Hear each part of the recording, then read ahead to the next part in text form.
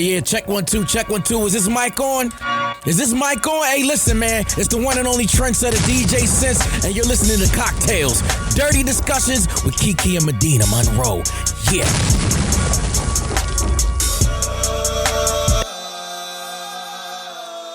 Today's cocktail is actually a mocktail. You can add alcohol if you want at the very end, but I'm going to show you how to make an eat, pray, love. So what we want to do first is get some ginger beer. You're going to pour 4 ounces into your shaker. I already poured because we had to cut before this, so I'm not going to pour. I'm just going to pour like a little tad more. So 4 ounces of ginger beer, 2 ounces of pineapple juice. So I am gonna measure this one out because you don't wanna do too much pineapple juice because it could take over the flavor. I think that was 1 ounce, but I'm fine with that. 1 ounce of lime juice. You should do fresh lime juice if you have the time and some limes, but since I don't, we are going to do the fake lime juice. After that, we need some hibiscus syrup. This is gonna give the mocktail somewhat of like a cocktail flavor, even though there's no alcohol in it. It gives like just the feeling of a floral scent of maybe like a liqueur. And then what we're gonna do is close that up in your shaker. Shake it up.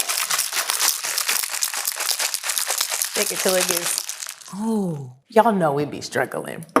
After that, you're gonna strain your mocktail into a very cute glass. Oh, this is a mocktail.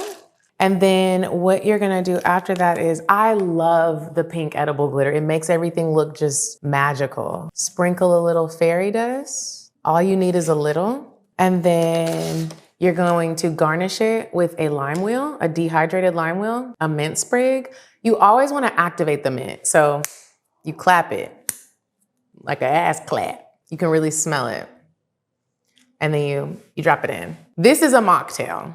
However, if you'd like to make it a cocktail, grab your villain and you can top it off with a little cognac. And just like that, your mocktail has turned into a cocktail. Cheers. Welcome back to CockTales Dirty Discussions, you guys. This week, as you listen or watch, you may notice some things are a little bit different. This is our very first time having a live studio audience with us today. And we're doing that because we have a very special guest today, and her name is Elizabeth Gilbert. Welcome. Hi, Kiki. Hi, Medina. Hi. I'm so happy to be here with you guys. I am so happy that you're here. How are you? I am great. And you know that I 100% invited myself. I was going to That's why I'm here. I was going to tell everybody that story. So it's really funny to everybody watching and everybody here. I got Elizabeth Gilbert here as a friend because of Paradise and Vibe. So I host different wellness retreats around the world through Paradise and Vibe. It's owned by 2 Black women, Ayana and Cassandra. Cassandra's here. Shout out to Paradise and Vibe. They have taken me around the world with them. Anyways, Elizabeth Gilbert you did the workshops in Tulum. And she is so dope, y'all. At first I was like, okay, like this is gonna be cool, but it was more than cool. It was life-changing. And then she did Fiji. And in Fiji, we were at the airport and she was like, we were being bougie in the lounge. And she was like, I would love to come on your show when I'm in Atlanta. And I was like, I had been wanting to ask her to be a guest on the show, but I was scared. You were scared to ask? I was so scared, terrified. Anyway, so she did invite herself, but you were always invited. I wanted to save you the trouble of asking. I'm glad you spoke up because you might have been too scared forever. Let this be a lesson. Ask. Ask. Ask and you shall receive. Or not, because you received anyway. So I guess it doesn't matter. Right? It's like what's meant to be will be. Exactly. That's amazing. So when you were doing these workshops, tell us what kind of workshops it was that you were leading, because all of us didn't get to go on the fabulous trips. Oh man. Well, first of all, I have to just like send all my love out to Paradise and Vibe. It's such an incredible institution. That's how I see it. It's like, it's an institution. It's a movement. It's a women's wellness. It's a rewriting of the whole scene of wellness and yoga retreats. It's inclusive. It's dynamic. It's owned by 2 Black women.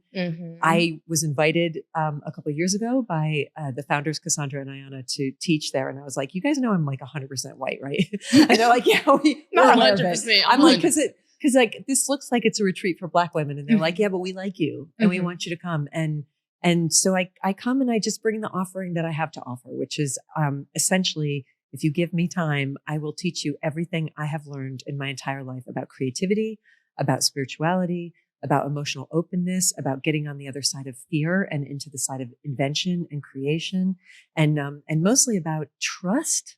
I think mostly that's what I'm teaching is how to trust yourself, your intuition, and the universe, that what you want to create, you can create. And so then I just had so much fun in Tulum that I was like, hey, can I come to Fiji with you guys too?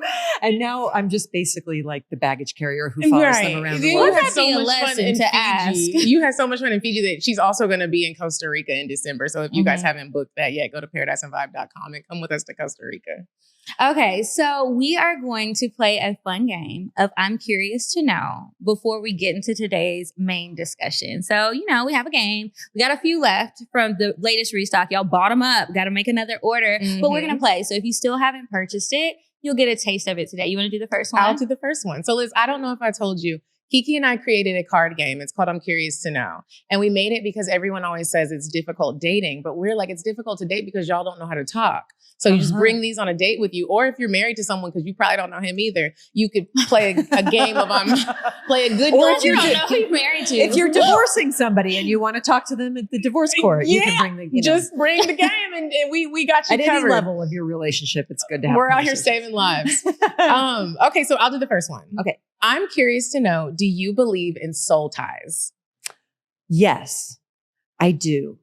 And I believe that they are more common than we think. And I believe that every single person that you interact with, you have some sort of a prearranged soul contract with to have met, no matter how slight the interaction. Really? And yeah, I do. I think this whole thing is an elaborate matrix where an incredibly detailed and well-designed curriculum that is orchestrated to make sure that each person gets exactly what they need for their awakening. That's what I believe. And so I believe we're all here to help each other awaken, and we're all here, everyone else is here to help us awaken. And so the most difficult interactions that you have with people are, those people are teachers. They're helping you along your way. The most beautiful interactions, those people volunteered to give you respite in a time of trauma. But I don't think you can have any interaction with a person that was not in some way prearranged. And normally when you think of soul ties, you typically are just thinking about people you've had sex with. Yeah. But you're saying if we rub shoulders, if we shake hands, if we kiki together. Well, if we rub shoulders and shake hands, I'll probably end up having sex with them too.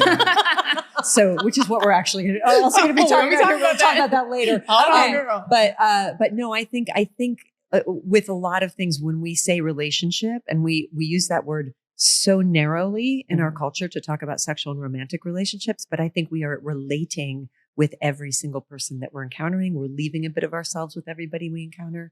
We're taking something on of everybody we encounter. So yeah, I think the whole thing is like a spider web of soul ties. I love that you say that, because I've never told you this before, but one time in therapy, my therapist asked me, who do I think, like, something about relationships and what do I think has defined what relationships have I learned the most from?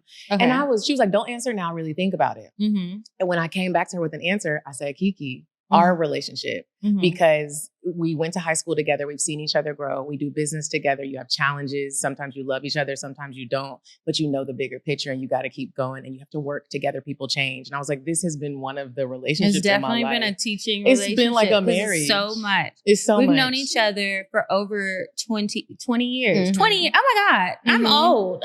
We met when we were 15. That's crazy. That's wild. You shouldn't have said how old you were when you met. You should have just said we've known each other for 20 years. But I'm trying to be more comfortable with my age these days. I was lying for a long time. She was 15. I was 7. Oh. Well, that's a weird relationship. Why was I hanging out with your young ass? Okay, next question is, what did your friends and family think of the last person you dated? Oh, that was a deep sigh. Read the book. No, I'm just playing. Gosh. I'm so loath to say anything that would be demeaning to anybody. Let me put it this way. I think they were concerned for me. Okay. And it actually doesn't reflect at all upon the character of the person who I was dating.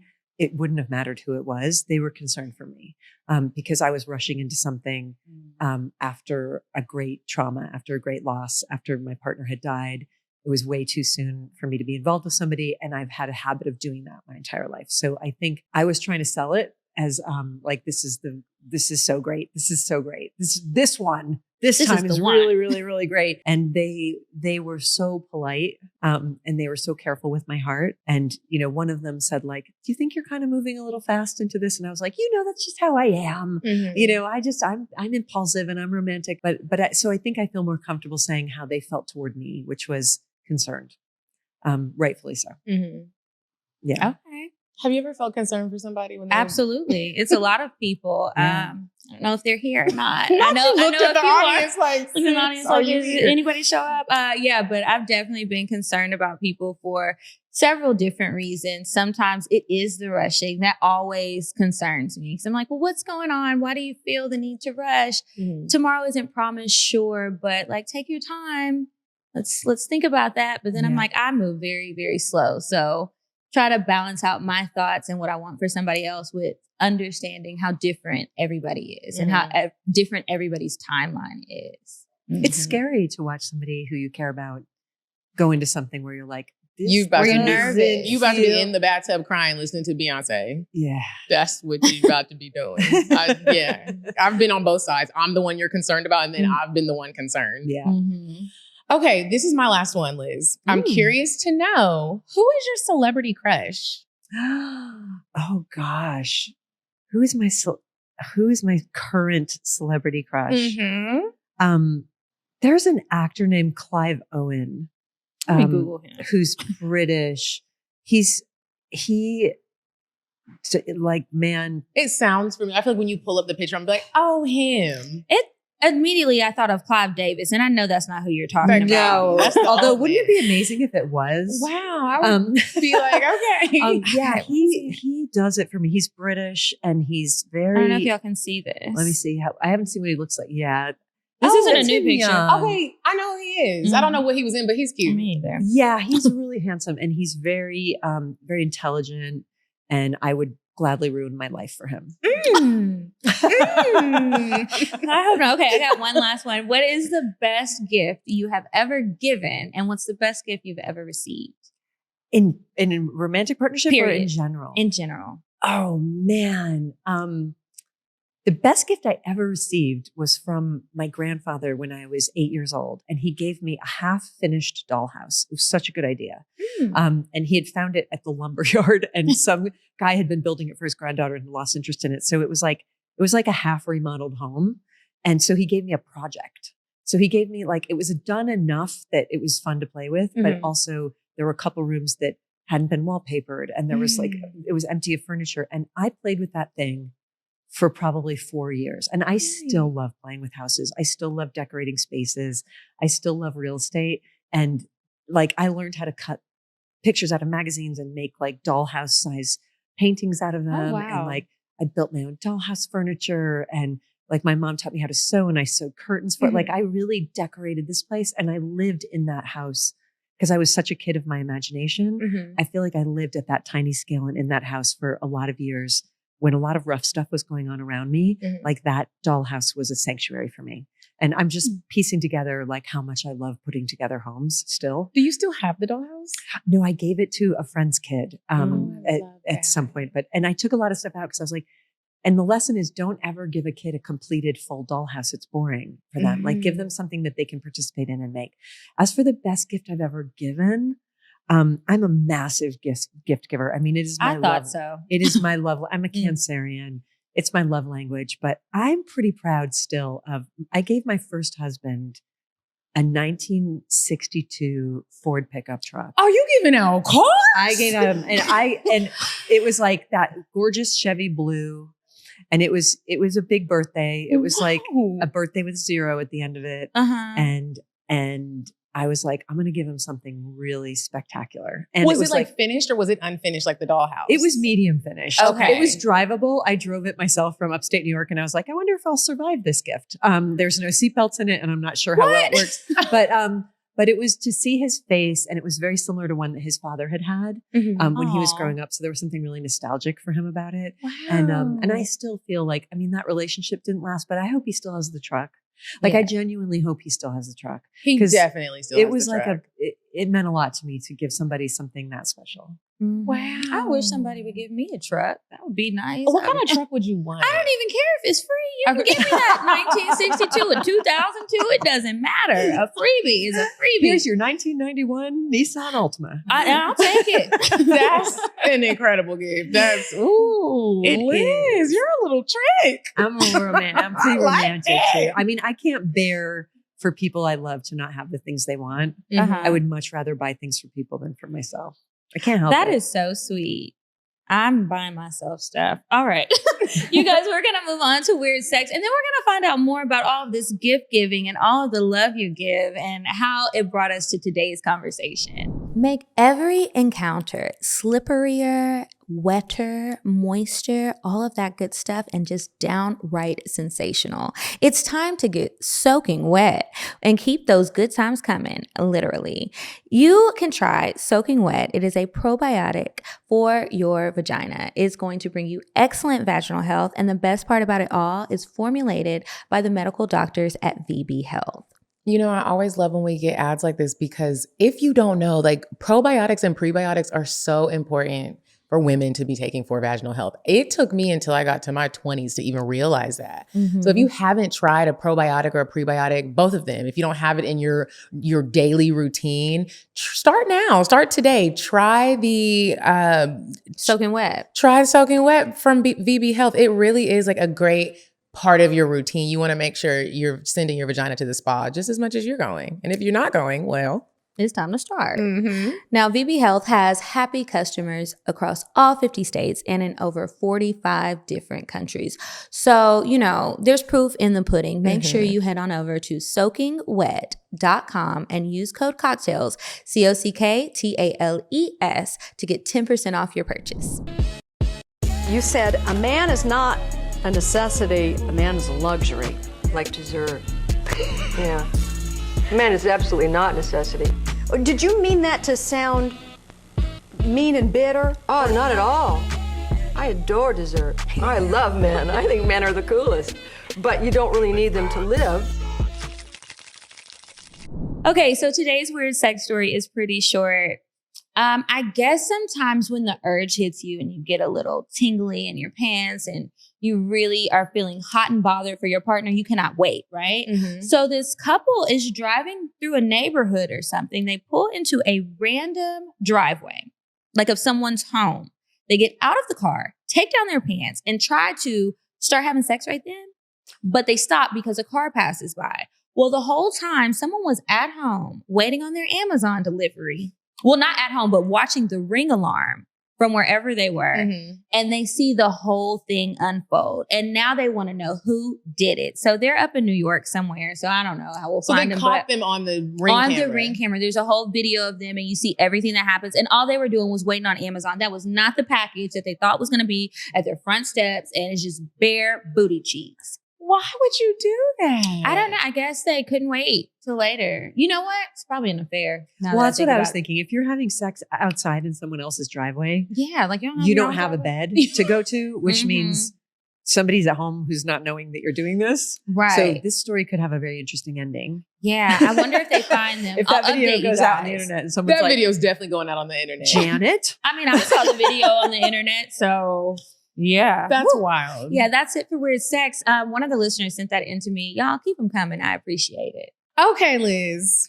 This week on CockTales, we're talking about addiction. We're talking about love addiction, which I didn't realize could even be a thing. When you think about an addict, you think about maybe somebody under a bridge doing something crazy with a pipe or a needle, or maybe they're drinking a whole lot of alcohol. You never really apply it to dating and how you love or how you are loved. And we had a very interesting, beautiful conversation in Fiji about love addiction. And I wanted you to explain to people your version of love addiction. What does that look like? Yeah, so I'm always so happy to talk about this because so few women will talk about, and I want to call it by the full name of the program that I attend in 12-step recovery, which is sex and love addiction. And a lot of times I think people back away from the word sex addiction because that tends to be associated with men and it tends to be associated with prostitution and pornography and a certain kind of acting out behavior that we think of more typically as something that men do when they're out of control. But sex and love addiction is something that can afflict women as well. Typically what tends to happen is that women will be using sex as a way to try to get love and try to fill a vacancy within them and a hollowness within them that cannot seem to be filled any other way. A deep traumatic early wounding. And I'm not going to beat around the bush. I'm going to speak about it in really open ways. I identify as a sex and love addict. I've been sober in a program of 12-step recovery for sex and love addiction for the last 5 years. And I'm started to speak really openly about it because I'm kind of like, well, who will, if not me? Like, first of all, I've already shared so much about my life intimately through Eat, Pray, Love and the books that I've written. And secondly, man, I wish I had known that sex and love addiction existed when I spent 35 uninterrupted years on basically a bender trying to make somebody love me enough that I would feel okay on the inside. So I define, in my case, sex and love addiction as I think there's a great deal of innocence in it, an innocent belief that I can get externally a need met that's an internal need. So where somebody else might need to get high or check out by using substances, which I've done too, or by shopping or by cutting themselves or by smoking or by drugs or by eating or by hoarding or by trying to control money or by trying to control people. All the things that we do, I actually really believe that addiction is addiction is addiction. And that the addict's behavior is the same no matter what their resources for it. It's just that for me, rather than being addicted to substances, I'm addicted to people. And I have used people as drugs, like ever since I became sexually active. And I realized, like, ever since I got a body where I could finally attract the kind of attention and love that I'd been longing for my entire life, which was pretty young, I started using that and using the tools of sexuality and using manipulation and seduction to try to pull as much attention and as much love as I could get. And the way I've described it to people when I talk about it, to fellows and to sponsees in my program, is there are people who I have used as stimulants and there are people who I used as sedatives. And in both cases, I was trying to regulate my nervous system either through excitement or through calming. So I would get super stimulated and super excited by somebody who's unavailable, like somebody who's just out of reach, unavailable, has a certain kind of, plays a certain kind of game of like a kind of love that flickers on and off like a candle flame. Oh, so not unavailable like they're with someone else. Unavailable like they really don't have time. Unavailable like their emotional game is they're playing with you. I'm going to lure you in. And then once I have you, I'm no longer interested in you. And then once you start to leave, I'm going to give a little bit more just to pull you back. And then once you're back in, I'm going to withhold. And then once you leave, I'm going to like that game. And that actually has been shown scientifically to do the same thing to a brain that the casinos have figured out that slot machines do, which is called intermittent reward. So when you're in a relationship, when you are unstable in yourself, insecure or emotionally undeveloped, or you have this great spiritual hole that I had within me and this great longing for love, and you meet somebody who offers up intermittent reward relationship, you get addicted to it the same way people get addicted to the slots, which is you get just enough of a reward that you stay in. This is how a lot of abusive relationships are. And then when you're just about ready to leave, the casino dumps another win on you to keep you at the slot machine for another hour. It's like a constant cycle. And you're just in. And it does something to the dopamine and reward centers of your brain and causes actual physical addiction. So I would get into relationships like that would leave me suicidal. Like the closest I've ever come, I consider sex and love addiction a very deadly disease. It's the closest I've ever come to suicide, has been caused by relationship drama in my life. And it's also the closest I've ever come to homicide. And I say that homicide. I think we all been there. I mean, it shows about it. One of the number one causes of death to women in this country and in all countries is death at the hands of a partner or lover. Like people kill themselves and each other over instances of sex and love all the time. Like nothing could be more common, so it's actually a deadly condition and people get pulled into these traps that they can't get out of. And then I would sedate myself. Like once I was like just freaked and jacked on somebody like who was crack to me, I would find somebody who was Valium. Like I would find somebody who was safe, and somebody who was present and available. And then I would use them to sedate my nervous system until I became bored. And then I would go looking for crack again. And I did that. That was my cycle for 35 years. And it has cost me so much in my life. And I sat in therapist's office. I mean, I always knew there was something wrong with me. And I always bounced from one relationship to another. There was always overlap. There was always drama. You know, there was always overgiving. There was always shame at the end of the situation. Like it was just one catastrophic relationship after another that always ended with me on the bathroom floor in a pile of tears, which is where Eat, Pray, Love begins. Right. Wow. And I always thought that I could get it under control by just becoming more mature or getting more psychological help or getting more spiritual help.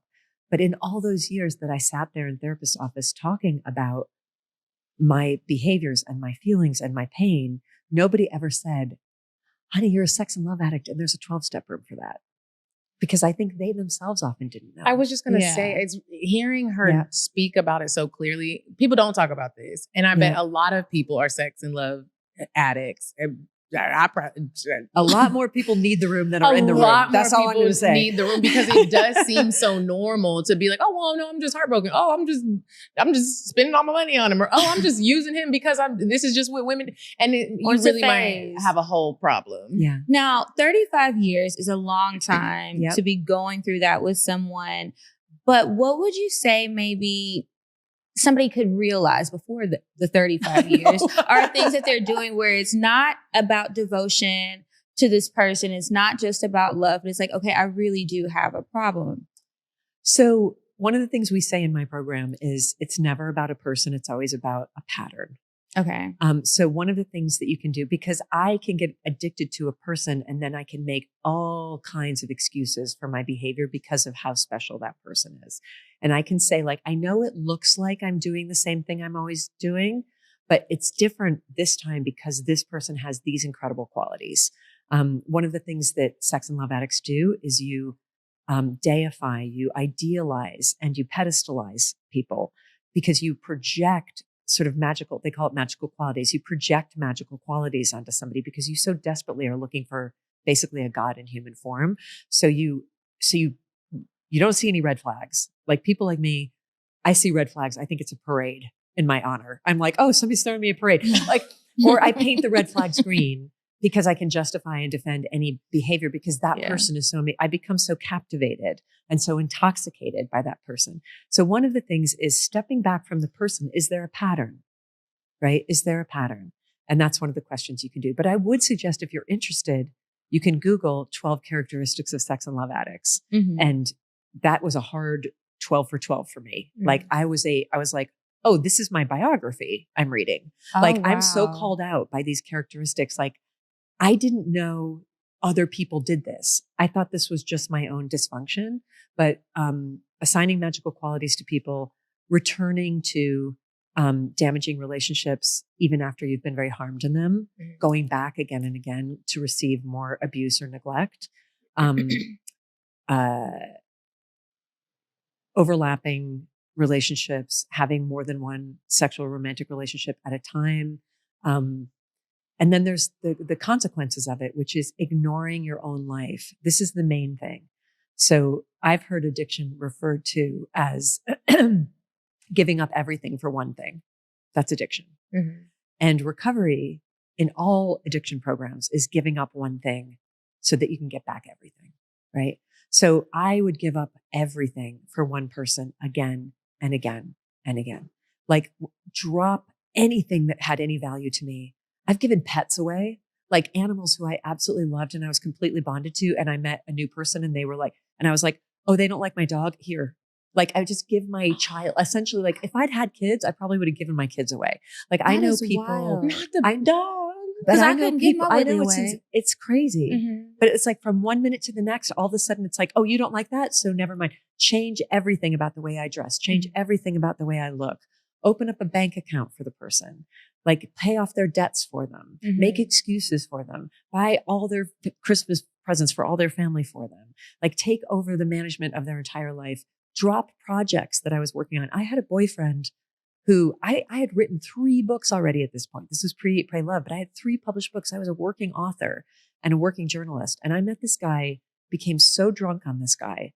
And he was like, I want to be a writer. And I was like, baby, you are such a more talented writer than me. Like 100, not. And he wasn't.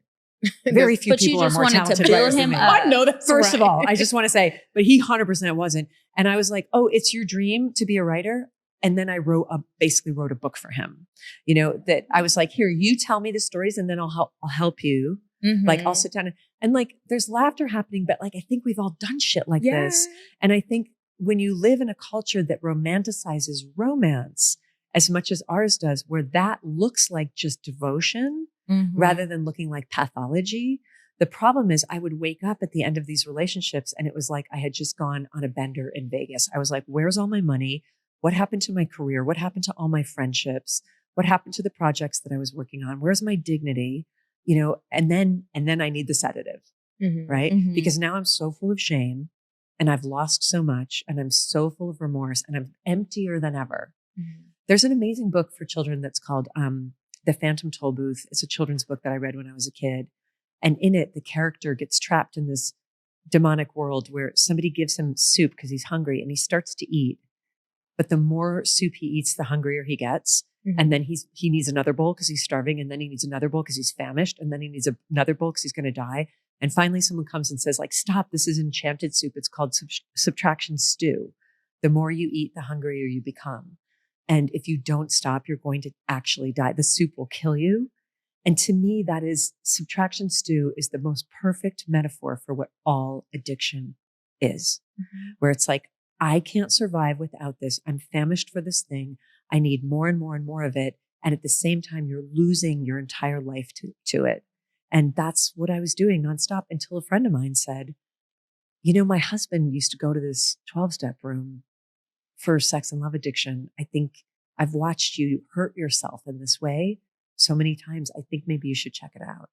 Were you open? initially, that's what I was about to say. Yeah. Or were you like, girls, shut up. Nothing's wrong with me. I was willing to go, but I hadn't hit a bottom enough yet to go in with humility. I went in as a spectator. I was like, I'll sit in this room. And yeah, I identify with all 12 of these things on this list. And yes, every single person in this room who opens their mouth is telling my story. And yes, I don't hear anything in here that shocks me because I've either done all of that or I would do all of that if I had the opportunity. But I still had a sense that I was better than them because I still had a sense, and this is the ego that is also a characteristic of addiction, the oversized addict ego, where I was like, well, these people are super fucked up. I feel sorry. I feel really sorry for them. It's kind of pathetic, actually. Like they're kind of pathetic. And it's like depressing to be in this room with all these people who are so pathetic. And so I didn't get a sponsor. I didn't actually do the work. I didn't start the steps. I didn't exchange phone numbers with anybody. I didn't do fellowship. I didn't do any of the things that you need to do in a 12-step program in order to get well, which is to actually work the program. I just went and watched and listened and never raised my hand. And then after a few months, I was like, I think I got this. Like, I'm pretty smart. Like, I read all the material. I've taken it in. Thanks for everything, you guys.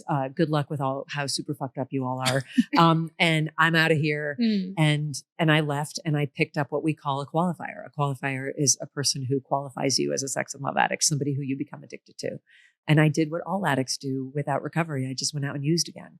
And I picked up another qualifier. And that relationship crashed very quickly. And I crashed very quickly.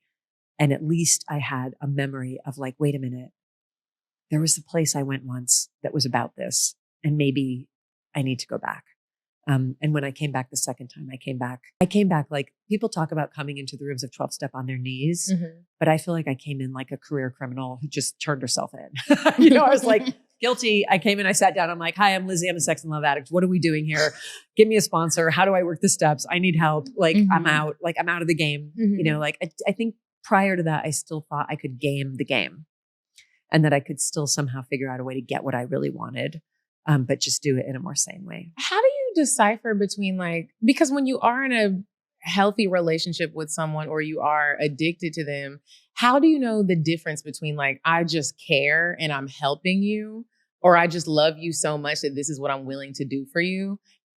How do you know if you're teetering the line of this could be a problem? Because do you think that in relationships you could be healthily addicted. Did you hear how that sounded? You see how she tried to make it sound cute? It's like one thing to be devoted, but then it's another to be obsessed. Because when I think about like vows when people get married, for better or for worse, like, are we saying like you can't go through any worse with anyone? Well, I'm probably not the person who can give you guidance on what healthy relationships look like. And I assume and presume and hope that you have experts who come on here and talk about what healthy relationships look like. But I've never had one. Like I've had healthier relationships or like less traumatic and less dramatic. Like where the scale on the spectrum was like less trauma, less drama. But I actually don't know where that line is. And I will say this, and this is separate from the question of addiction, but this is more of a sociological data-based piece of information. There is a fact about the way that women are in relationships that is incredibly distressing for me to have to report and to have to discuss. I'm scared. It's scary and it's true and it's not talked about, but it's something that sociologists call the marriage benefit imbalance. They even have a name for it. The marriage benefit benefit imbalance. Oh, okay. So what that means in shorthand is that marriage benefits men far more than it benefits women. There's a benefit imbalance that happens in heterosexual relationships between men and women. And it's extreme. Like it's not a little tiny imbalance. It's an enormous imbalance. It's devastating, the amount of the imbalance. I feel like a man would hear that and be like, men think about like it's an imbalance as in the woman wins because you come up on some sort of financial gain. The woman does not win. So what are the things that are imbalanced? Let me break it down for you because it sucks. But this is the actual sociological data. So the way that they determine this, if they compare single women who have never married and never had children to women who are married and have children. So women who are married and have children do not live as long as women who are single and do not have children by a matter of many years. Like your lifespan will be shortened, statistically speaking, by getting married. So let's just start with that. Like you're literally taking years off your life. So they don't live as long. They don't earn as much money over the course of their lifetime as women who are single without children. They are more likely to suffer from addiction, depression, anxiety, autoimmune diseases, cancer, heart attacks, car accidents, suicide, and homicide. And the most likely person to kill them is their partner, right? It doesn't add up to a very good picture. Now, on the other hand, married men outperform single men at exactly that same ratio. So married men live longer than single men by a measure of 7 to 8 years, earn a great deal more money and get to keep a great deal more money, are more likely to be property owners, are less likely to struggle from addiction, from depression, from anxiety, less likely to die in car accidents, less likely to have autoimmune diseases, less likely to die of a heart attack, and less likely to die of suicide or homicide. So in every single data point that you can measure success in culture, married men outperform single men. Heterosexually married men outperform single men to the exact scale that that there's a cost to married women. And the reason for that is women pour their life into their men. So you're literally pouring your life force to the point that you will die younger into not just your men, but also your children and your extended family and your community. And women are literally giving themselves to death, to an earlier death than men. And the beneficiaries of that are men. And the reason this makes me bonkers is because it is the exact opposite story that every romantic story in the entire world tells, which is a woman trying to trap a man and a man trying to get away from being trapped. If they were telling the true story, women would be running for their lives and men would be begging them to stay so that they would be taken care of.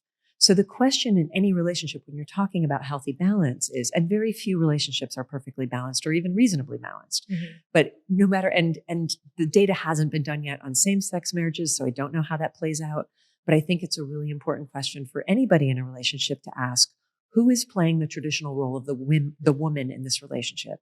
Meaning who is giving more of herself and draining herself into the relationship to benefit and sustain the relationship? And who is the beneficiary of that, right?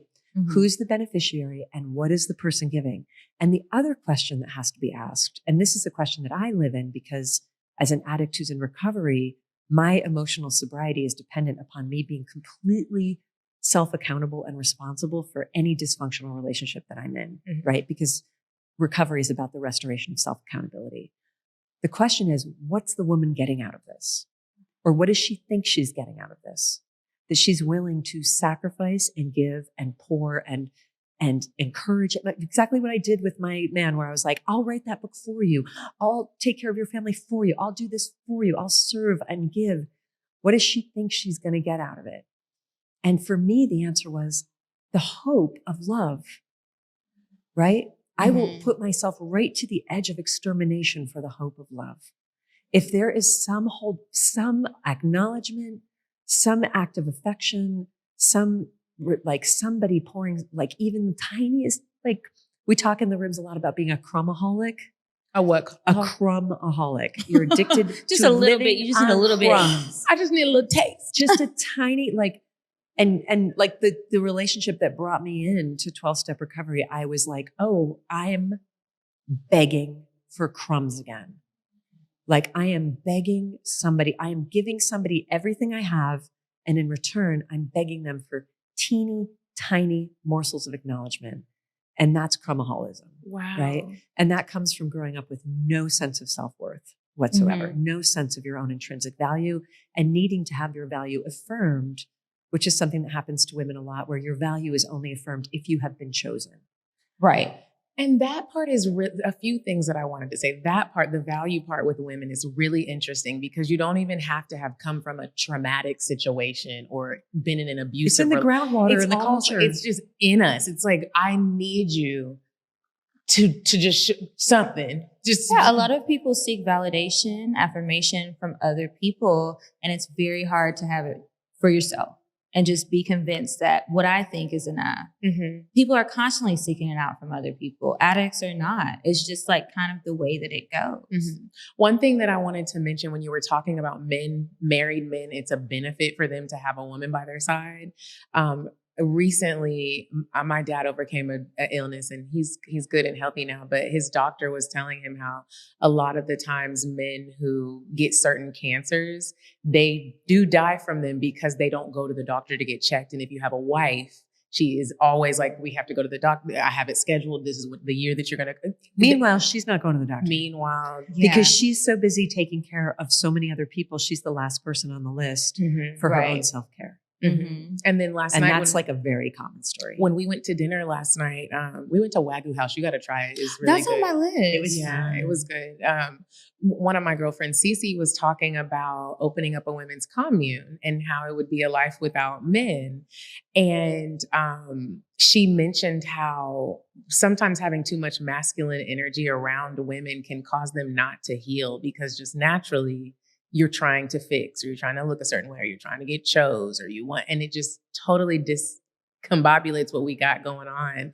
But I personally don't even know how someone could change that, because everybody can't just stop being around men. You know what I mean?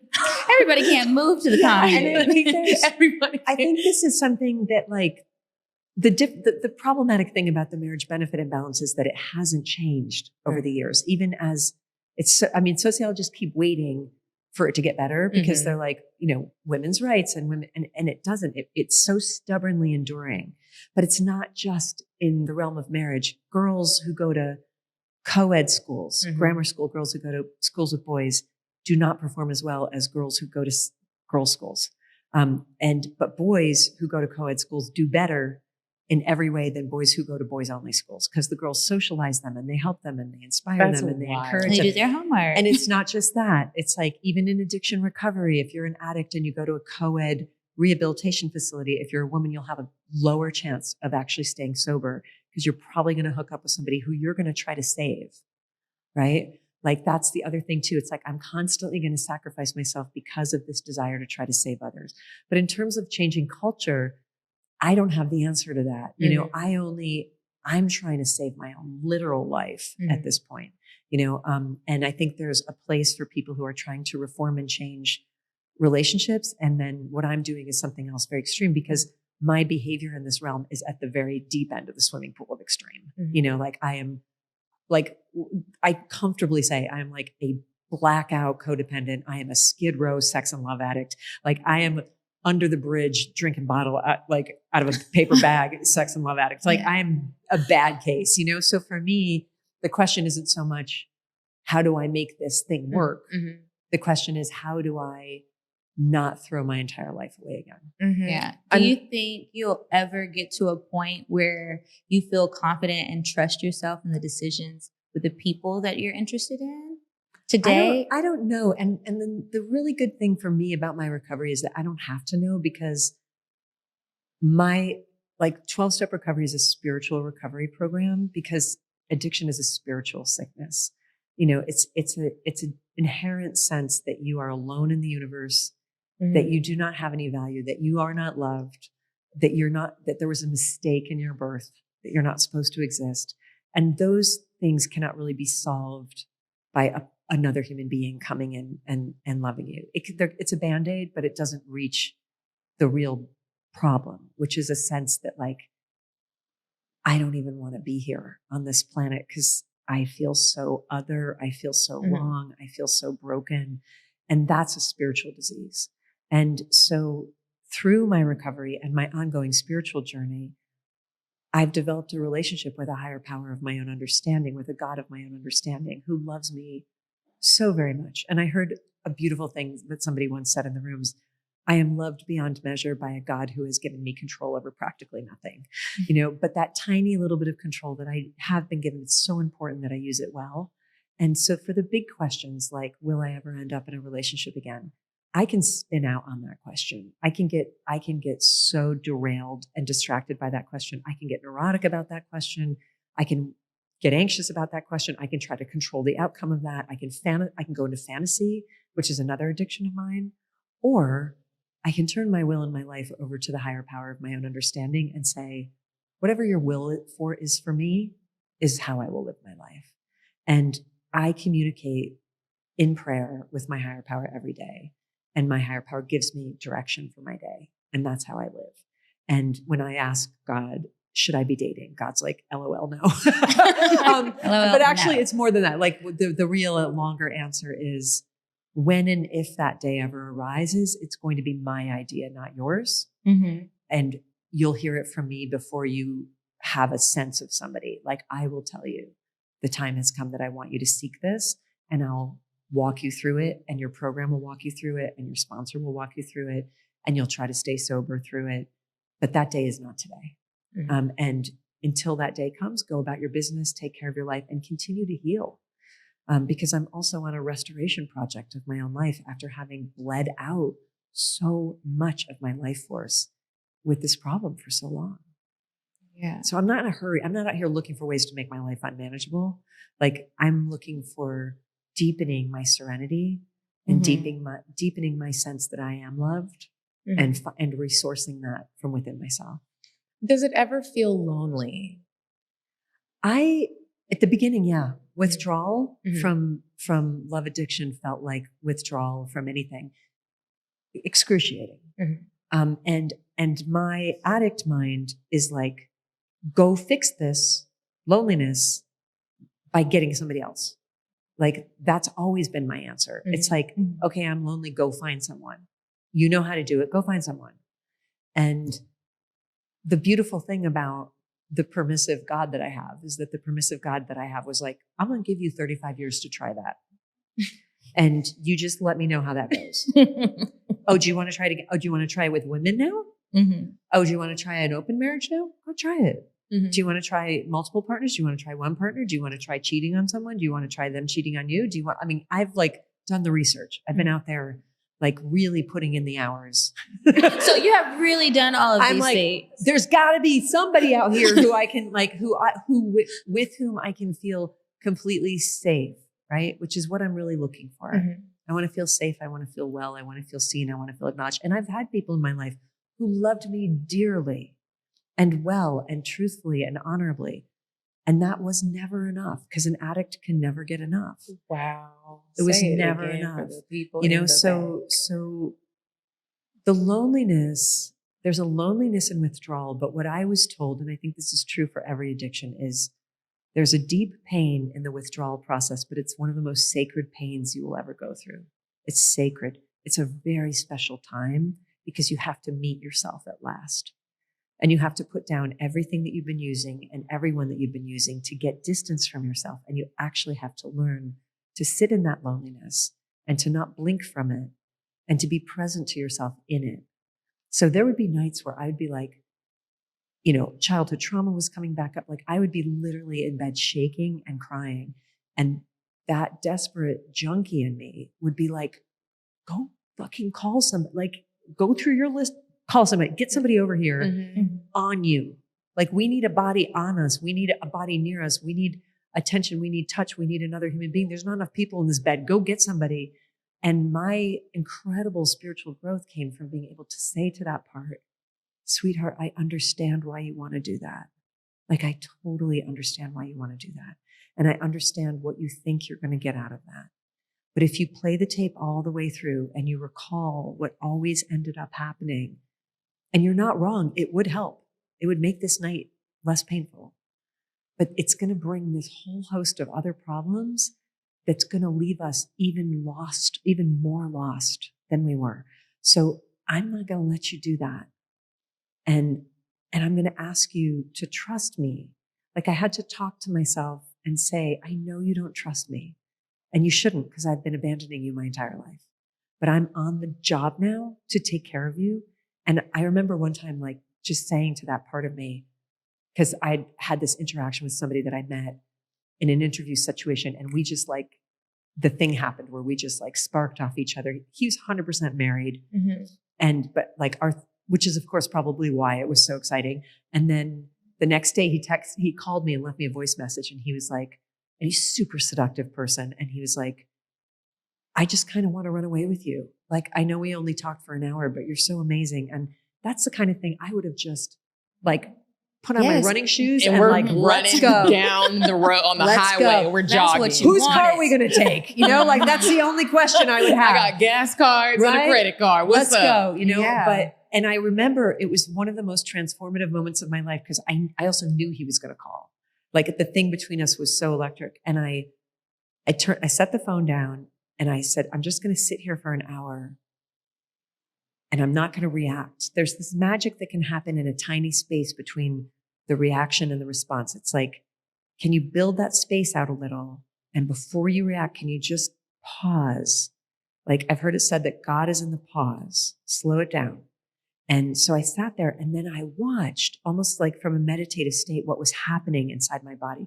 I watched, like I've got an internal pharmacy because of growing up in trauma that churns out dopamine, adrenaline, like all of this was happening. Like my hands were shaking. I was like, oh, this is what happens when I'm in this situation. I'm high right now. Like, oh, wow. I'm high. What people call love at first sight is actually like, I'm wasted on this guy right now. Drunk in love. And yeah. And then I was like, okay. And then I watched as that part of me, it was like watching a part of me wanted to separate from me and run toward him. And I kept saying to her, sweetheart, stay with me another minute. Like, just stay with me one more minute. Just stay with me one more minute. Come back. And then what I said to her was, I know why you want this. And I don't judge you for it. And he's very seductive and I understand, but I promise you that I can take better care of you than he can. A married man with 2 children who's a sex and love addict. I promise you that I can take better care of you than he can. I will give you the life that you think he will give you, but you have to trust me because we're building it now. And for the first time in my life, she stayed. But it was like, it was a little war there. It was like watching the undertow pull her out, and I'm like, come back, come back, come back, come back, come back. And then I had to work the shit out of deleted the number, blocked his number, called my sponsor, talked about it in a meeting, went through a little mini withdrawal as like other parts of me were like, but he was so hot, like, but why? But like, oh my God, I mean, why don't I ever get to have any fun? Just all of that. So you didn't even respond to him and say like, hey, I'm not going to be able to any response is continuing the story. It's like, no, you get no response. And that's actually a humane, that's actually a public service, because that man has a whole wife and he's got children. And it's like, no, this is a public service that I'm offering to everybody, is that we're not doing this. And somebody around here has to change. And my name is somebody. So I'll be the one who doesn't do this time. And when you talked about soul ties, what I think about in a situation like that is, how many lifetimes have we done this, me and this guy? Like, in some form, how many times have we, when you meet somebody and there's that ignition that's so fast, it's like, where you're like, we've known each other in former lives. Yeah. And it might've been a shit show then too. Right. Like, wake up. And it's like, how many times did we do this? And so now when I meet people and there's that swift ignition, which I now recognize as like my addict self waking up and coming online, my disease wants to come out and play with their disease. I'm like, how many times did we do this? You know, and this lifetime, I'm like, let's not do this. Right? Like, let's not do this. Let's walk on by. Like, let's not do this. Because for the first time in my life, you talked about the loneliness. There's something on the other side of that. There's dignity, and there's serenity, and there's divinity. And then there's this expansion of all the other areas of my life. I've written 3 books in the last 6 years. Like, I've been celibate for 5.5 years. And I've written 3 books. It's like all this like energy is available now, you know, like my friendships have deepened. My family relationships have changed. My financial life has stabilized. Like, my physical health is transformed. My spiritual health is transformed. So I've heard alcoholics say, if you stop drinking and your life got better, you might have been an alcoholic, right? If I stop acting out in my sex and love addiction and my life gets better, I might have been a sex and love addict. And that means I might need to be really mindful about what I do in the future in that realm. And I know one thing for sure, that I cannot be as spontaneous. I can be spontaneous in so many other aspects of my life. I was spontaneous with you when I'm like, hey, can I come on your show? Like, spontaneous when I'm like, hey, can I go to Fiji with you guys? Like, swimming with the sharks. Swimming with the sharks. Like, every other aspect of my life, it is safe for me to be spontaneous. It is not safe. Other people can be spontaneous romantically. But the definition of an addict is they can't do things normal people do in the realm of their addiction. Right? So I can't do things normal people do. I've got a sober dating plan that's 3 pages long that includes things like no week-long first dates. How many week-long first dates have you had? All of them.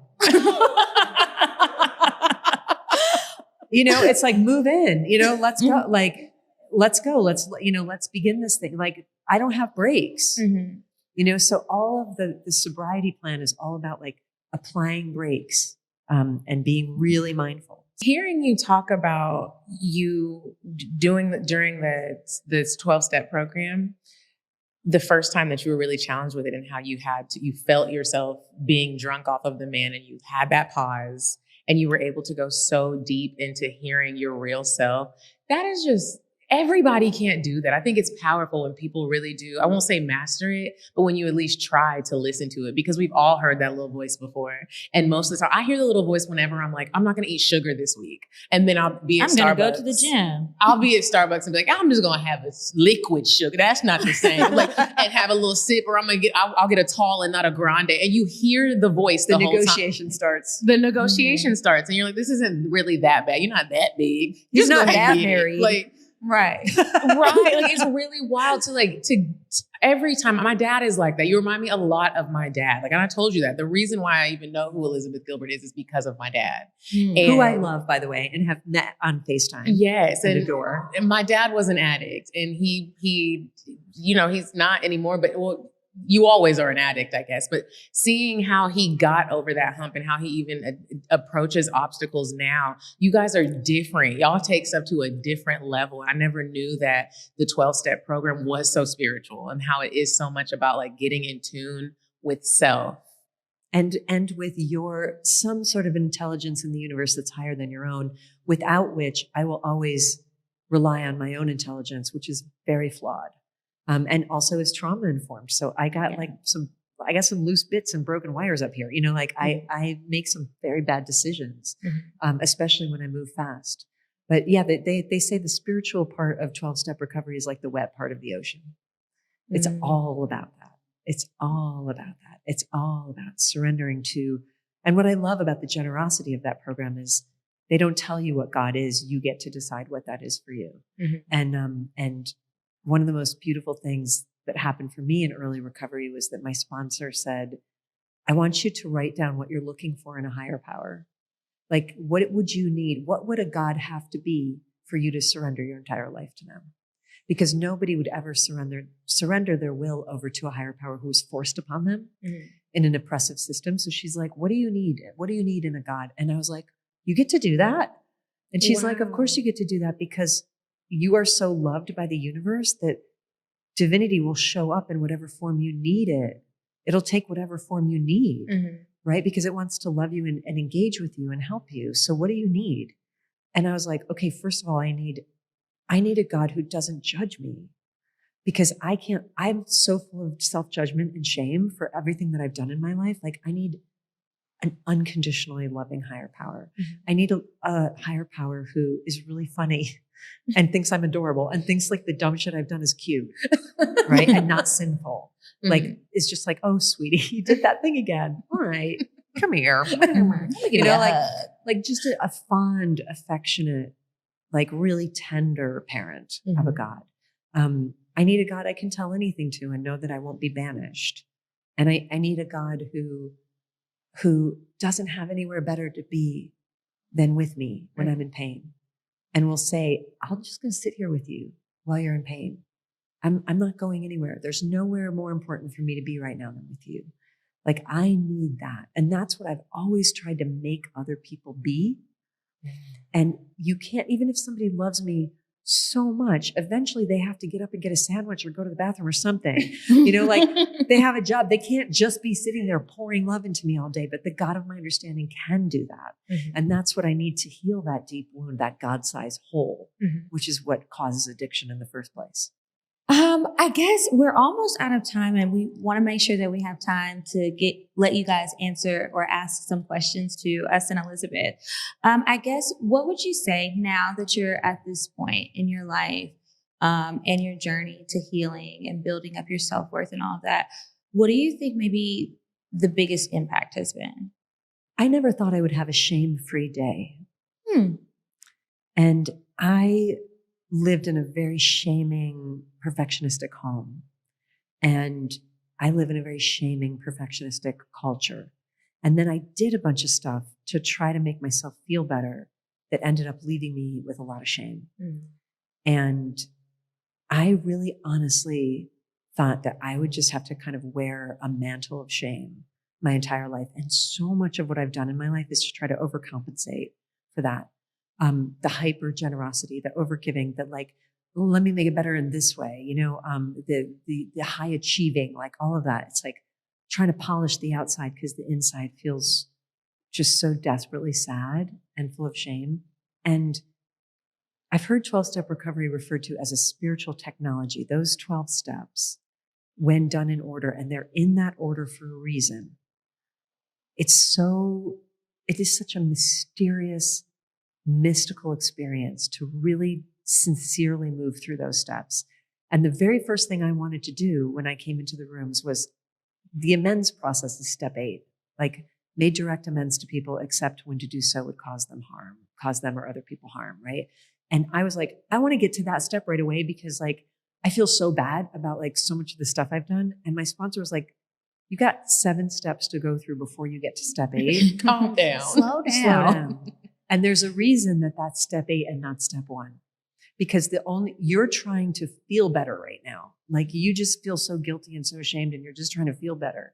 And when you get to step 8, you will have had a spiritual awakening where you will actually be able to see more clearly where amends are owed, and you'll be able to offer those amends without being in shame.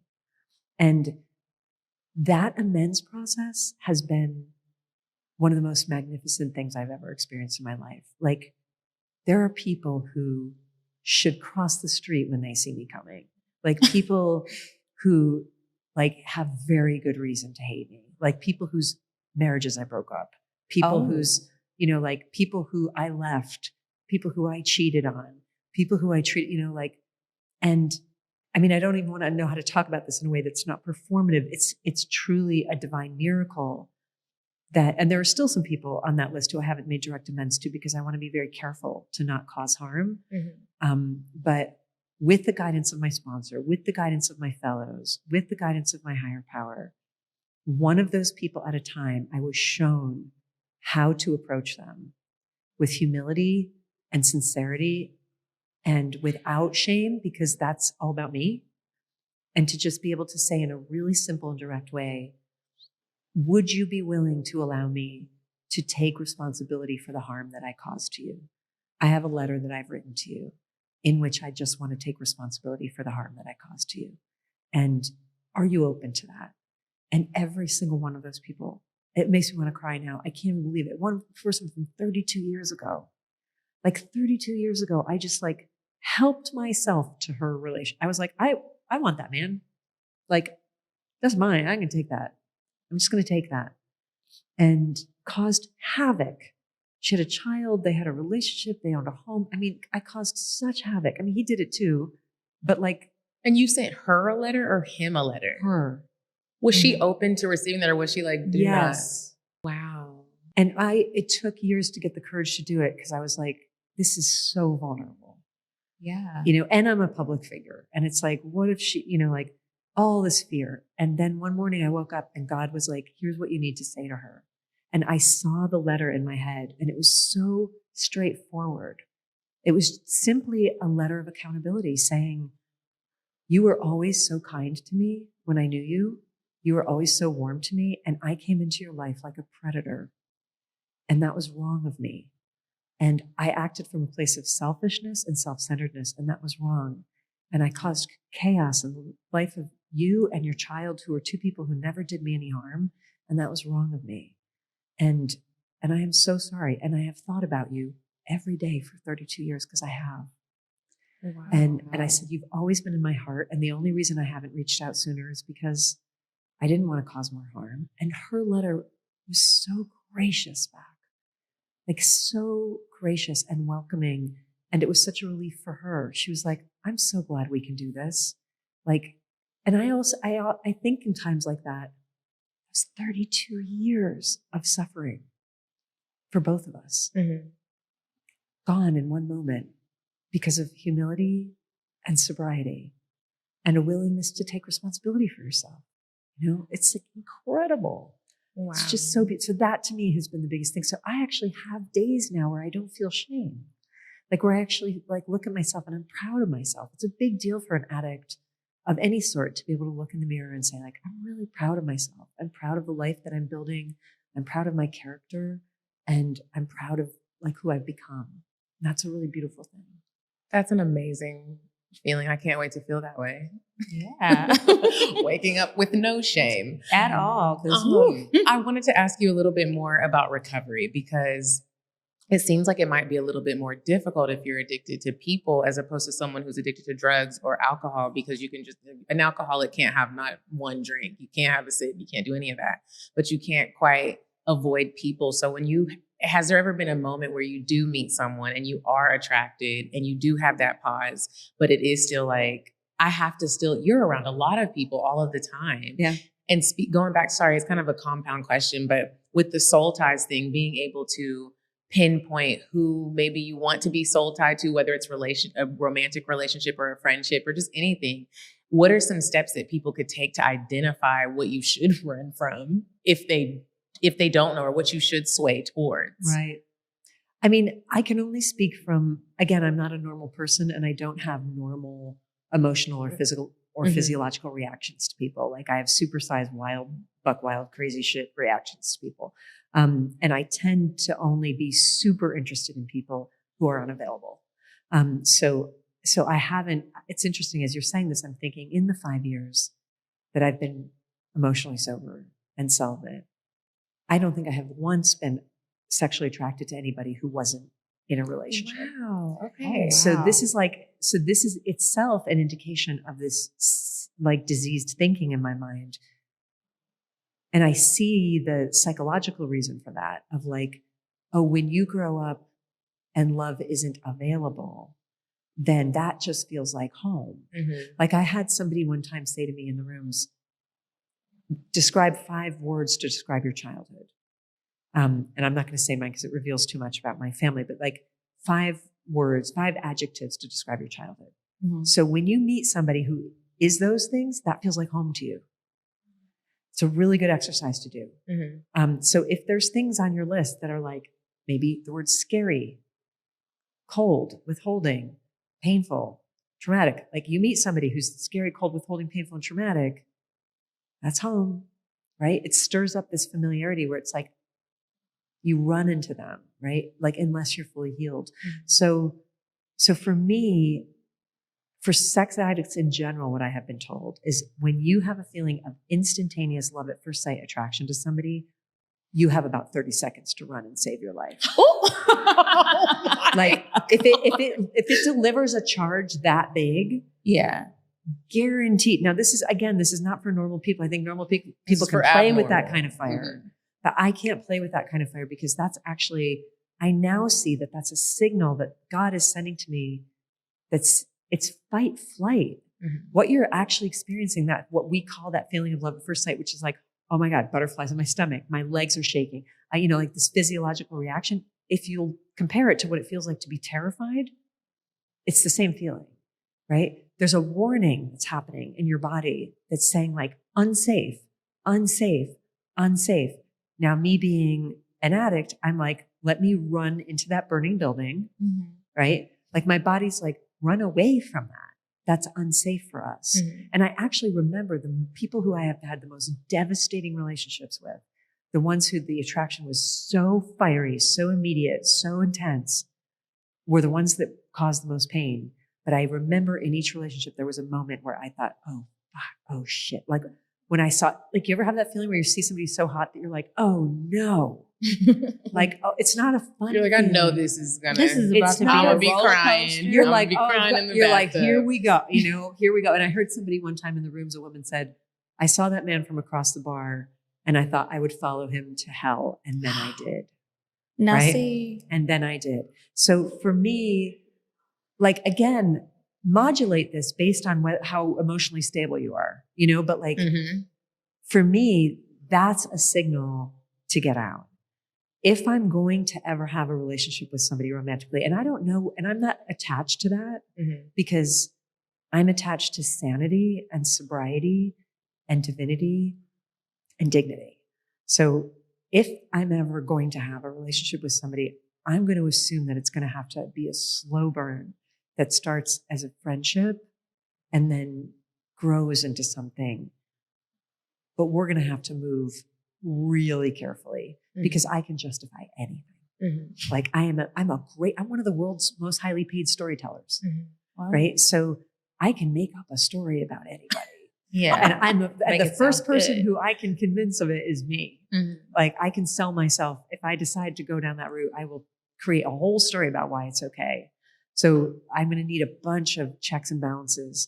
And that to me feels like a lot of work. And I'm not sure I want to be putting my energy into that kind of work. I feel you on that. That'll take a lot of restoring. That's a lot of work. Before we move on to Indecisive Diane, I wanted to ask you one more question that really just popped in my head. As a sex and love addict, are you still able to masturbate? Yeah. Okay. Well, actually, it depends on what your problem is. Okay. So, because there's like sex and love addiction can show up in a lot of different ways. And for some people, it's like extreme promiscuity where you're just like got no boundaries and you're having sex with a million different people all the time. For some people, it's serial monogamy that comes with this incredible intensity, which is more my flavor, which is like, I'm just going to like drill down into this one person and they become my entire world until my world falls apart. Some people are masturbation addicts. That's a bigger problem with men typically, but I know some women in recovery who have that as a real problem. They're porn addicts, they're masturbation addicts, and they're fantasy addicts. And so for them, there's often a period of time where they are invited to try not doing that because it can also become a way that they escape reality. It's a self-soothing thing. It's a numbing thing. Like I know people who have masturbation problems that are so big that like they lose their job because of it. Or porn addictions where like they're up all night masturbating, like, and they can't function. And then because of the way that the sex industry and pornography addiction works on the brain, you need increasingly more violent and extreme images in order to get you off from what used to work doesn't work anymore. And you've got to keep dialing it up and dialing up the intensity. And so that becomes a huge problem. And then you're engaging in really risky behavior. So, but for me, it's not a problem because that's not how my addiction rolls. Mm-hmm. So yeah, I'm safe. I'm safe and cleared to masturbate. Okay, good. Because we got you a little spicy gift. Oh, nice. Yeah, That's so gift in the sweet. bag. I didn't even And think in about fact, that it's either. actually, for me, it's actually a top line behavior because it's also about me learning to be present to myself. So for me, it's actually part of my healing. I love that. Let's good. all be present to ourselves. Yeah. Yes. Tonight. I'm all for that. Okay. Would you stop thinking about what everyone wants? Stop thinking about what I want, what he wants, what your parents want. What do you want? What do you want? It's not that simple. What do you want? What do you want?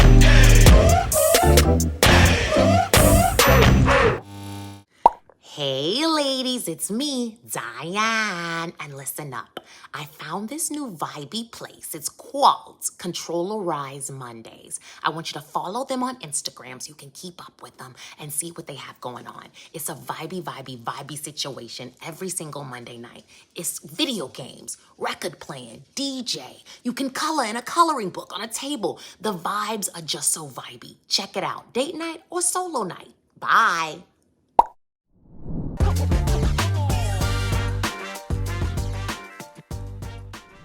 Okay, well, on that note, we are going to open it up to you guys. Ordinarily, when we do advice, you can email us. So just a reminder, the email is advice@cocktailspod.com. But if anyone here has a question that they would like to ask, you can come on over to this microphone. Does anybody and have a ask. question? Anybody? Yeah. Come on up. You can go right here. This is Maya. Hi, Maya. I'm in a church group. I go to Live Atlanta, and I met her in the church group that I'm Yes. in. Oh, hi, Maya. And I wrote it down so I could be efficient. But I like that. Elizabeth, when you wrote Eat, Pray, Love, it was a deeply personal exploration of self-discovery and healing. Looking back now, how does the place you were in at that time, both physically and emotionally, align with where you are in your life today? And has your perspective on the themes of the book evolved since then? Oh, sweetheart, what a gorgeous question. Thank you for writing it down. You were so okay. She was like, Oprah. I need to have my thoughts together. She I know was that's a right. baby Oprah. She came up Listen, here like, everybody, be like Maya. Be like Maya when it comes to no. You can ask your question however you want. I think when I look back on it now, I'm so proud of that book, and I'm so proud of the movement that it created in the world, where women really felt like they had permission to do. A lot of women got permission from that book to do things that they didn't know they had permission to do. In fact, on the 10-year anniversary of the book, we published another book called Eat, Pray, Love Made Me Do It. And it was essays by people who had gone and had adventures after they read Eat, Pray, Love or changed things about their life. And I'm so honored for that legacy. And when I look back at myself, that 34, 35-year-old woman, I see an unhealed addict who was trying really hard to heal herself. And needed the program then that I have now, but didn't have access to it. But boy, did I try. I was trying so hard to get well. I was trying so hard to recover. I was trying so hard to find God, but I was doing it all myself. And I think partially that's because I come from a hyper self-reliant family where self-reliance is prized above almost any other virtue. And so my instinct is always to do it myself and to figure it out myself. And one of the things we say in 12-step recovery is that figuring it out is not one of the steps. We've spent our lives trying to figure it out. I can't figure it out. And that's where the spiritual surrender comes in, which is I can't figure it out, but I know who can. And I'm going to turn my life over to the one who can. And I was on the edge of it there. I knew, I was so, I can see it. I was like, oh, she's almost got it. But I hadn't had the awakening yet. And I also didn't have the information yet because nobody had taken me aside and said, there's a place you can go to get help, So I was trying to help myself. And I think I did. I love that young woman. I think she did a really honorable and brave job trying to help herself. And I think I went as far as I could go on my own. And now I'm much more interested in collective healing and the healing of the group. When you talked about the friendship that you guys have, one of the other things that I've discovered in my recovery is that everything that I ever thought I had to get from one man or one person, I now see that I can only get from a collective of women.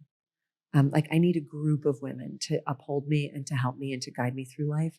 And I rely much more now on a group of sisterhood of women than I do trying to make one man be my everything.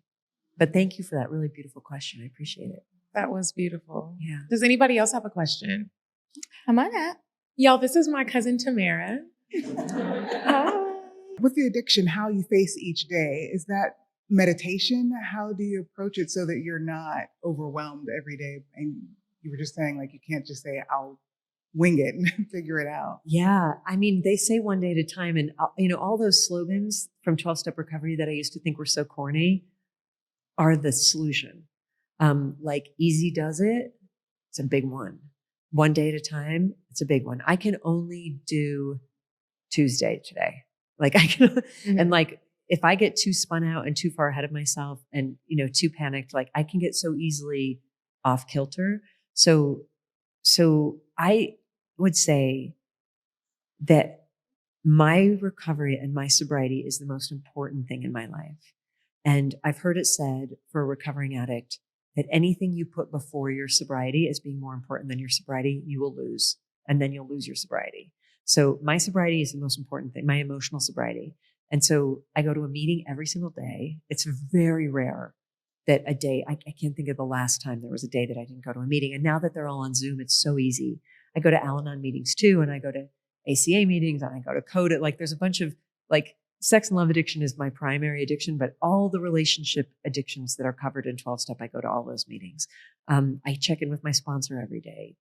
I turn over what's called the 10th step every night before I go to bed, which is an inventory of my day to see whether I picked up any resentments or any fears. Because anger and fear are the things that drive us into addiction as well. And so did I pick up am I angry at anybody today? Am I afraid about anything today? I need to turn this over. I need to examine my part in it. I need to ask God for guidance on that. I need to ask to be cleaned of that so that I don't take it into the next day. And then I do a 2-way prayer every single day, which is asking God, I write in my journal, Dear God, what would you have me know today? And then I just do intuitive writing where I feel my higher power giving me my guidance. That's the single most important practice that I have. And I run my entire life on what I'm told in that prayer. I do everything I'm told. And then I meditate. And I try to not get what they call halt, hungry, angry, lonely, tired. Because if I get into halt mode, into hungry, angry, lonely, tired, I'm going to want to use something. And if it's not a man, it's a MasterCard. It's not a MasterCard, it's a martini. If it's not a martini, it's a muffin. It's like, I'm going to want to use something. Like if I get, so I have to be careful. Like you saw that I left the gathering early last night. Mm-hmm.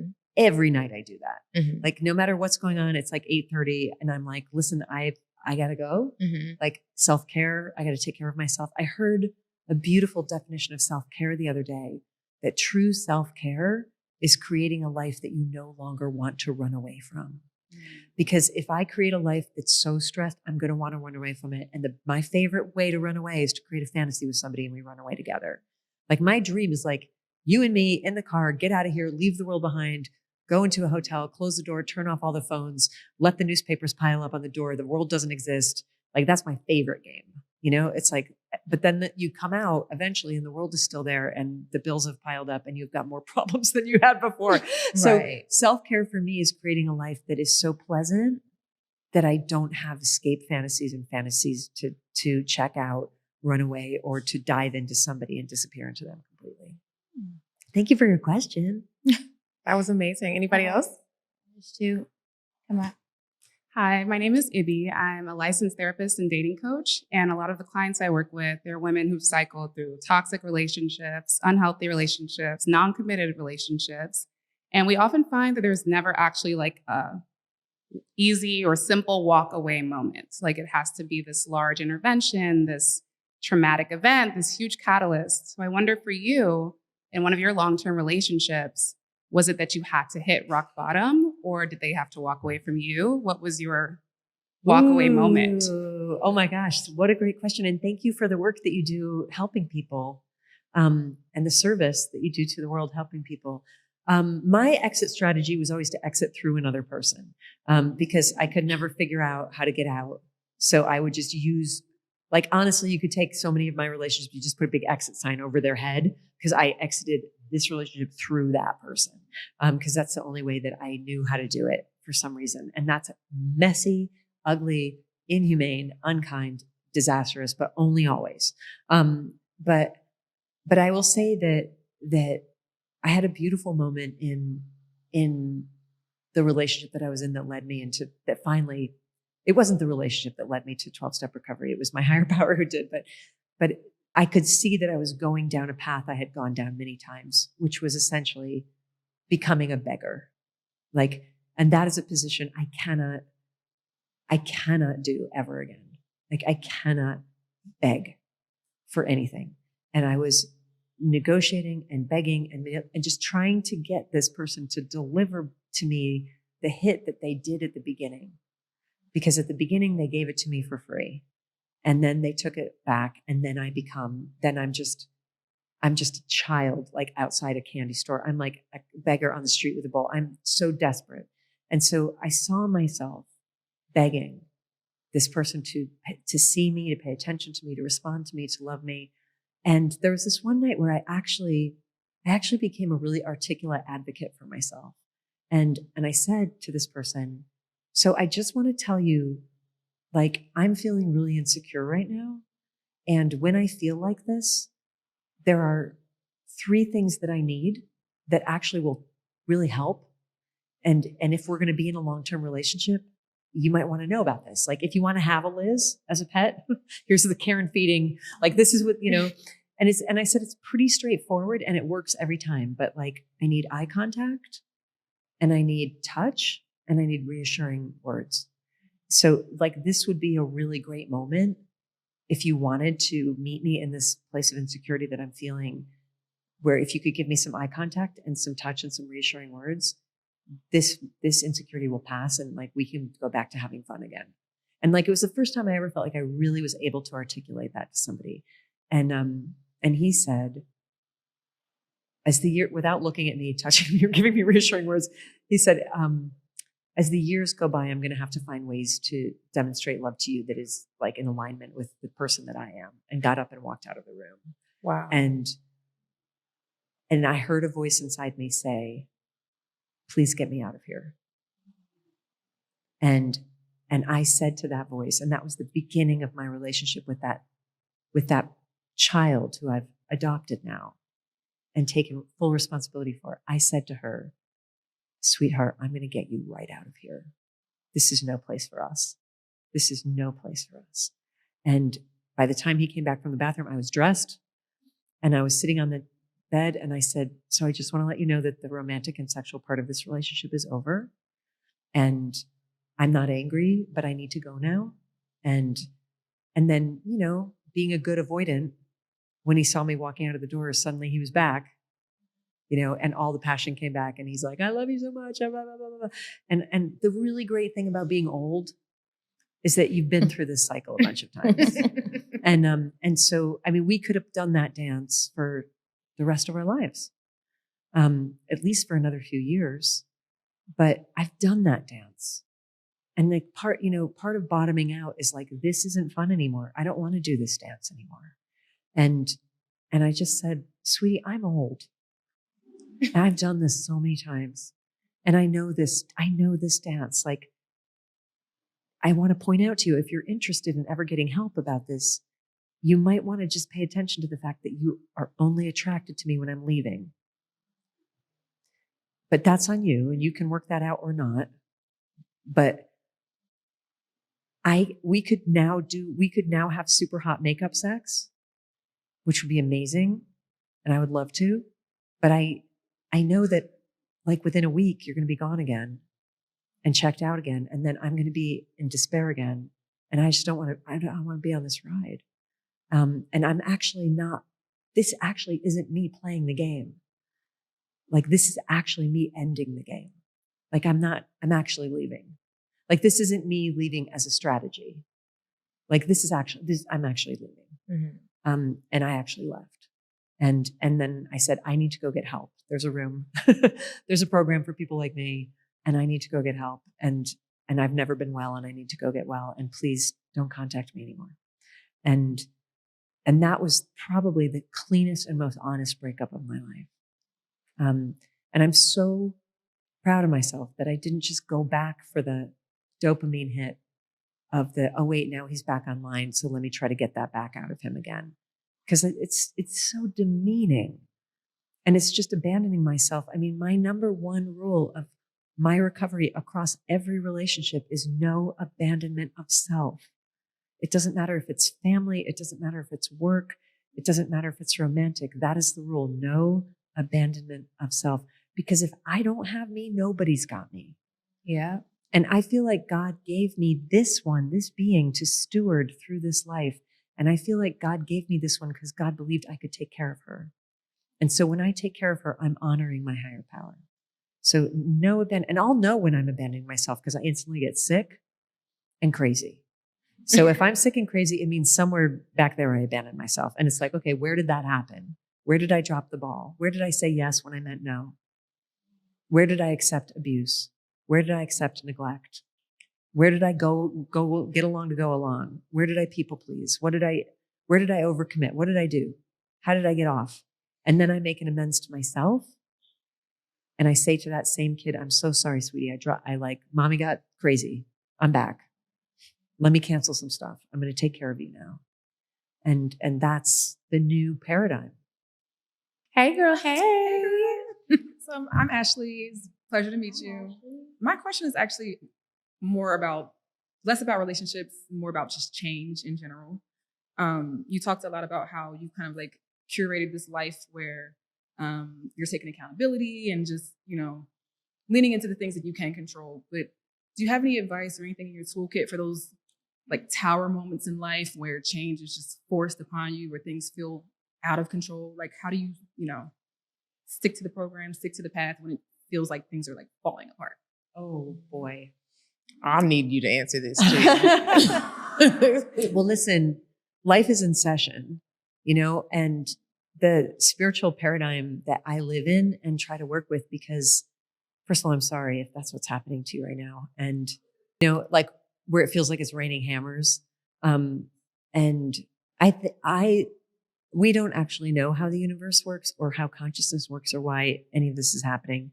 But the system that works for me I have to put it into a spiritual perspective, or else I'm only a victim. That's all I can ever be, is a victim, unless I have a spiritual perspective. I can only be in like, why is this happening to me? And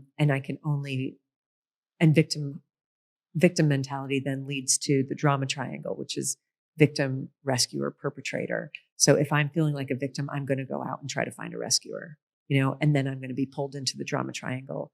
And I don't want to do that anymore. So the spiritual context that works for me, and again, there's no proof for this, it's just that it keeps me sane, is that this is Earth School. We are here in Earth School.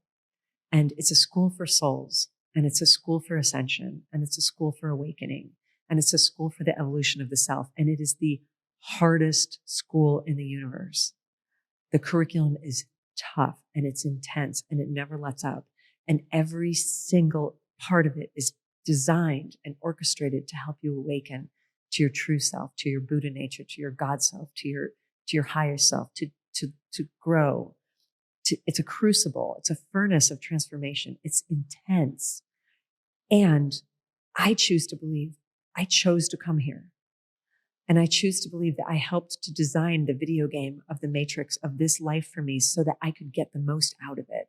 So when things are coming at me and hitting at me at 90 miles an hour, the Zen meditators say that the best place to be in for transformation is that first they pull the rug out from under you, then they pull the floor out from underneath the rug, then they pull the ground out from underneath the floor. And you're like, I'm standing on nothing now. And they're like, good stop, good place to begin. Good place to begin your awakening process. Everything you thought you could count on, you can't count on. Everybody who you thought was for you turns against you.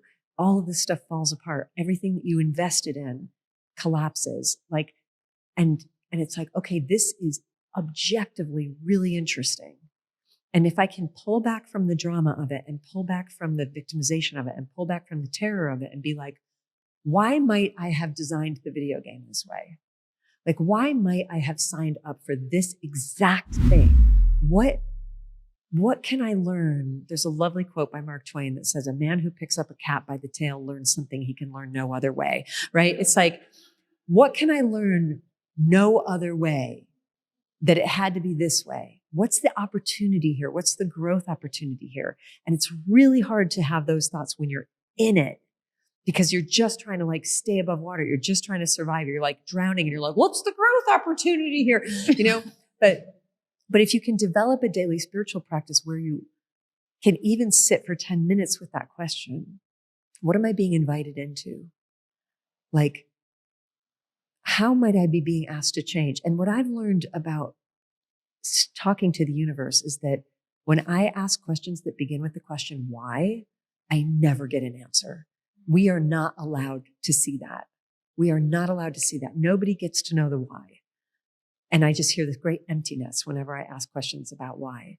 But if I ask questions that start with like how do you want me to move through this, God?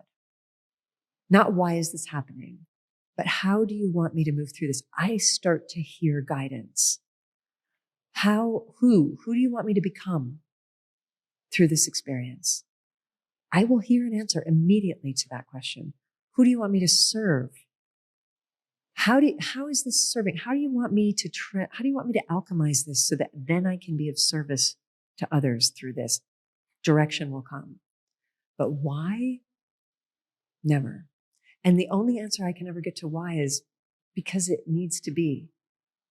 My friend Rob Bell, who's this great, great spiritual teacher, has this lesson he does with people where he gets like 2 whiteboards. And he's like, on one of them, he writes like loss, pain, and shame. And on the other one, he writes success, joy, happiness. And he's like, our whole life, we're trying to get off this side of things, away from loss, pain, and shame. And we're trying to get over to success, joy, and happiness. And we should. That's like what a human journey is. You should want to get away from here and over to there. And we're trying to avoid anything that could cause loss, pain, or shame.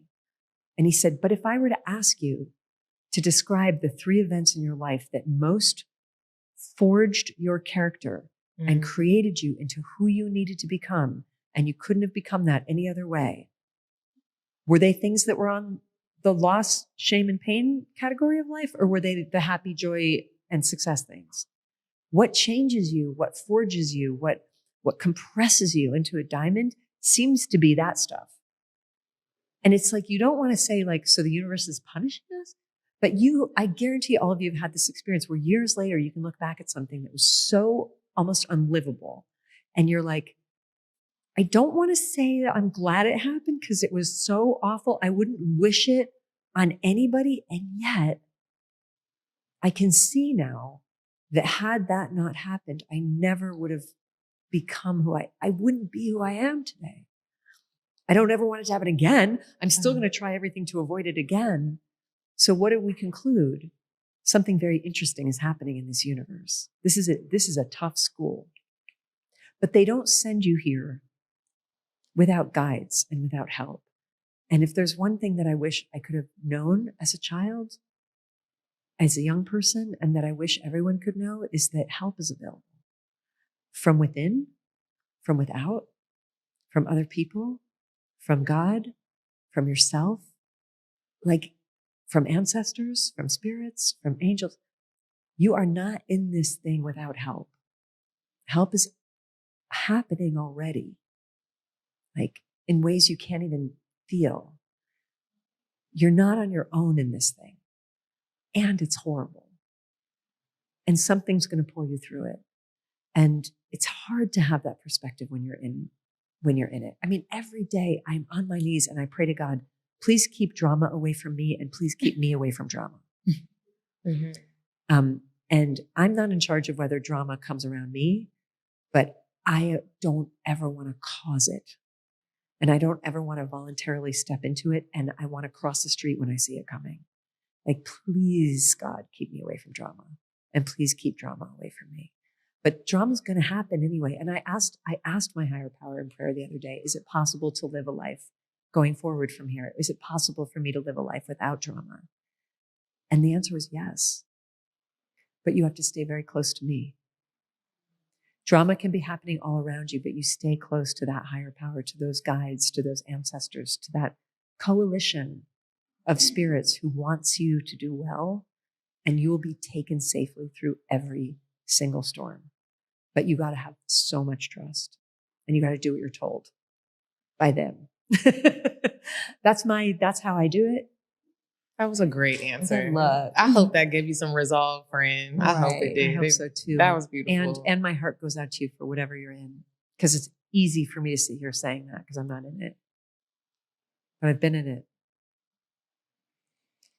Okay, did anybody else have one? Just maybe, okay, come, and we'll have to make this one short. Hi, my name is Rosa Bellis, and this question's for Liz. During my early 20s, your book, Eat, Pray, Love, sparked my interest and passion for travel. Is there any city or country that you have not yet visited that sparks your interest? Yes, let's go to Tokyo. Oh. I've been dying to go to Japan for so long. Let's get a Paradise and Vibe trip to Japan, you guys.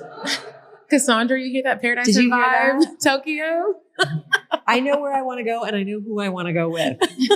I want to go to Japan, and I want to go with my Paradise and Vibe friends. And that's just the peak of the list. There's so many places. I mean, I feel like all I do is travel, and there's still so many places I haven't seen. Portugal's been on my list for 30 years, and I'm finally going next year. South Africa has been on my list forever. I still haven't gone there. There's so many places I haven't been. Before you guys wrap up, I just want to say I bought presents for everybody. So these are stickers that I make that say you are loved, and there's enough of them that you can each have one. And just put it somewhere where you can see it. Because, gosh, if people knew this, if you knew that you were intrinsically treasured and loved beyond and despite what anybody else thinks of you, we would save ourselves a great deal of trouble. So these are for you, so pass them around. Thank you so much, Liz. Take one and pass it around. So that's it for the questions. We're about to wrap up. I have one last question because I always hear you ask everyone else this, and I've never asked you this. Oh. You asked Kiki in the room, what are you most happiest about right now? Oh, gosh, my dog. Your dog? What kind of dog do you have? I have a dog. I almost brought her, but I have to go from here to New Mexico and from there to Toronto, and it was too complicated. But I got a little dog 4 months ago, a little rescue dog, and her name is Pepita. Aww, and she's 8 pounds, and she's my twin flame soulmate. She is my child, my mother, my love. She is a safe person for me to love.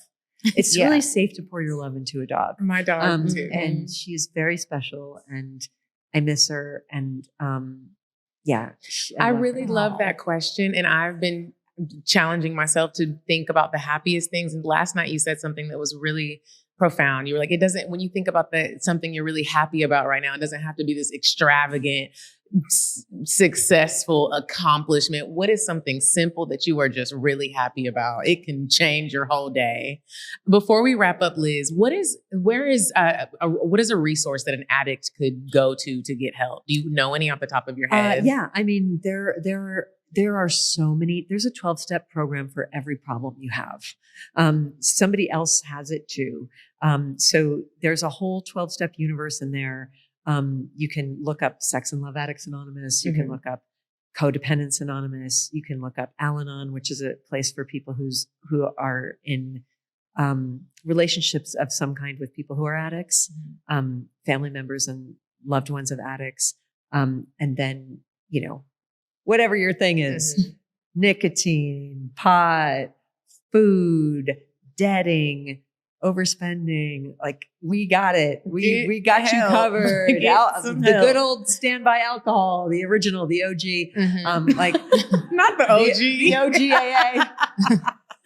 Get some help if you need it, Liz. Get some help if you need it. Help is available, and it's and it's free, even after all these years. It's free. Oh, every single 12-step program is free and self-governing. There's no governing body. It's not like it's just addicts helping each other get well.